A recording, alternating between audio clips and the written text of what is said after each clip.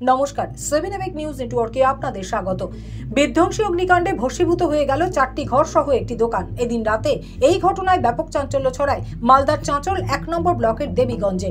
আগুন নেভাতে চেষ্টা করলে গুরুতর জখম হন পরিবারের 2 সদস্য সহ এক স্থানীয় বাসিন্দা। পরিবার সূত্রে জানা গেছে, রান্না করার সময় গ্যাস সিলিন্ডার লিক করে ঘটেছে এহেন ভয়াবহ অগ্নিকাণ্ডের ঘটনা। আগুন দ্রুত ছড়িয়ে পড়ায় একের পর এক ঘরগুলি পুড়ে ছাই হয়ে যায়। খবর পেয়ে চাঁচল থেকে দমকলের একটি ইঞ্জিন গিয়ে আগুন নিয়ন্ত্রণে আনে। ভয়াবহ এই অগ্নিকাণ্ডে ভস্মীভূত হয়ে গেছে প্রায় 1.5 লক্ষ টাকা মূল্যের 100টি রেশমের ডালা, মুদিখানা দোকানের 1.5 লক্ষ টাকার সামগ্রী, 3টি সাইকেল, 2টি মোবাইল, নগদ টাকা এবং যাবতীয় আসবাবপত্র। ক্ষয়ক্ষতির পরিমাণ 5 লক্ষাধিক টাকা। ভয়াবহ অগ্নিকাণ্ডে সর্বস্ব হারিয়ে মাথায় হাত দিনমজুর ওই পরিবারের। গুরুতর অসুস্থ বলিউড সুপারস্টার অমিতাভ বচ্চন। মুম্বাইয়ের একটি বেসরকারি হাসপাতালে ভর্তি করানো হয়েছে বিগ বিকে। সূত্রের খবর অনুযায়ী শুক্রবার তাঁর অ্যাঞ্জিওপ্লাস্টি করানো হয়েছে। যদিও অভিনেতার পরিবারের তরফে অভিনেতার শারীরিক অসুস্থতা নিয়ে এখনো পর্যন্ত কিছু জানানো হয়নি। তবে 81 বছর বয়সী অভিনেতা এক্স স্যান্ডেলের পোস্ট, "আমি চিরকৃতজ্ঞ। গত বছরই শুটিং করতে গিয়ে গুরুতর আহত হন বিগ বি। বুকের পাঁজরে আঘাত লাগে তার। তারপর থেকে কয়েক মাস বিশ্রামে ছিলেন তিনি। আর তার অসুস্থতার খবর এদিন জানাজানি হতেই উদ্বিগ্ন হয়ে পড়েছেন তার আপামর অনুরাগী বৃন্দ। শাহিনশার সুস্থতা কামনায় অগণিত অনুরাগী। বেতন বৃদ্ধির দাবিতে কর্মবিরতি শুরু করলেন টিটাগড় পৌরসভার 200 অস্থায়ী সাফাই কর্মী। তাদের অভিযোগ, গত 4 বছর আগে তাদের বেতন বৃদ্ধি করা হয়েছিল, কিন্তু তারপর থেকে আজ পর্যন্ত কোনো বেতন বৃদ্ধি হয়নি।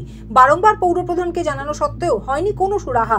তাদের দাবি, বর্তমানে অগ্নিমূল্য বাজার দরের কথা মাথায় রেখে তাদের বেতন বৃদ্ধি করতে হবে। পাশাপাশি সাফাই কর্মীদের পিএফ অ্যাকাউন্ট চালু করে সমস্ত সুযোগ সুবিধার ব্যবস্থা করতে হবে। সব পৌরসভায় অস্থায়ী সাফাই কর্মীদের বেতন বৃদ্ধি হয়েছে, একমাত্র টিটাগড় ছাড়া। শুক্রবার সকাল থেকে অস্থায়ী সাফাই কর্মীদের কর্মবিরতির ফলে পৌর পরিষেবায় প্রভাব পড়েছে টিটাগড় পৌরসভায়। আর এ বিষয়ে টিটাগড় পৌরসভার পৌরপ্রধান কমলেশ সাউ জানান, সমস্যার সমাধান অবশ্যই আলোচনার মাধ্যমে মেটানো হবে। আগামীকাল লোকসভা নির্বাচনের নির্ঘণ্ট প্রকাশ। তার প্রায় 15 দিন আগে এলাকায় এসে পৌঁছেছে কেন্দ্রীয় বাহিনী। জেলার বিভিন্ন প্রান্তে এরিয়া ডমিনেট করতে দেখা গিয়েছে তাদের। আজ ভিআইপি রোড সংলগ্ন বাগুইহাটি থানার অন্তর্গত একাধিক জায়গায় রুট মার্চ করলেন কেন্দ্রীয় বাহিনী।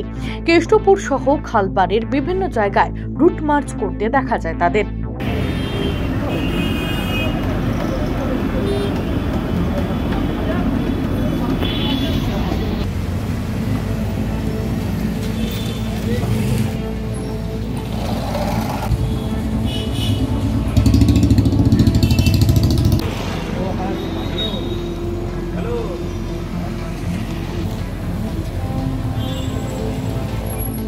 ভয়াবহ অগ্নিকাণ্ডের ঘটনা ঘটল মুর্শিদাবাদে।